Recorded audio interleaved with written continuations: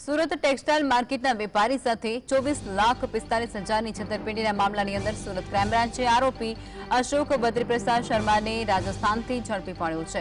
વર્ષ 2021માં આરોપીએ વેપારી પાસેથી 24,45,000ના ગ્રે કાપડનો જથ્થો લઈ અને ત્યાંથી તે ફરાર થયો હતો, જેને કારણે સલાબતપુરા પોલીસ સ્ટેશનની અંદર છેતરપિંડીની ફરિયાદ નોંધાઈ હતી, જેમાં આરોપી 3 વર્ષથી પોલીસથી બચવા માટે નાસ્તો ફરતો હતો।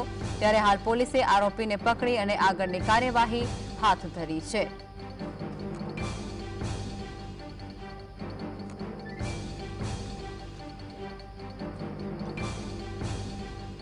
તો સુરતથી આ મોટા સમાચાર મળી રહ્યા છે અને સુરતની અંદર એક વેપારી છે ટેક્સટાઇલના, તેની સાથે છેતરપિંડી આચરવામાં આવી હતી। લાખો રૂપિયાની છેતરપિંડી આચરી અને જે આરોપી છે તે 3 વર્ષથી લગભગ ફરાર હતો અને ત્યારબાદ હવે આખરે ક્રાઇમ બ્રાન્ચ સુરત દ્વારા તેમને ઝડપી પાડવામાં આવ્યો છે। તેમને મોટી સફળતા મળી છે।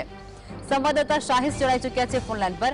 શાહિસ, સુરતની અંદર ટેક્સટાઇલ માર્કેટના વેપારી સાથે 24,45,000 રૂપિયાની છેતરપિંડી આચરવામાં આવી હતી। આખરે આરોપી ઝડપાઈ ચૂક્યો છે, સમગ્ર મુદ્દો શું છે?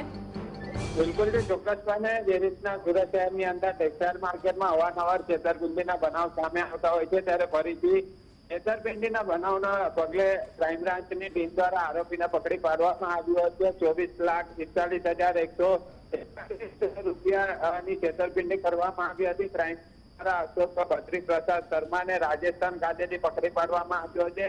વર્ષ 2021માં આરોપીએ વેપારી પાસે રૂપિયા 24 લાખથી વધુનો રકમ લીધી હતી। ગ્રે કાપડનો જથ્થો લઈ ફરાર થઈ ગયો હતો, જેથી આરોપી વિરોધમાં સલાબતપુરા પોલીસ સ્ટેશનમાં ફરિયાદ દાખલ થઈ હતી અને સલાબતપુરા પોલીસની ટીમ અને ક્રાઇમ બ્રાન્ચની ટીમ કામગીરી કરી રહી હતી। આખરે ક્રાઇમ બ્રાન્ચની ટીમ સફળતા મળી છે અને હાલ અત્યારે આરોપી જેલ હવાલે છે।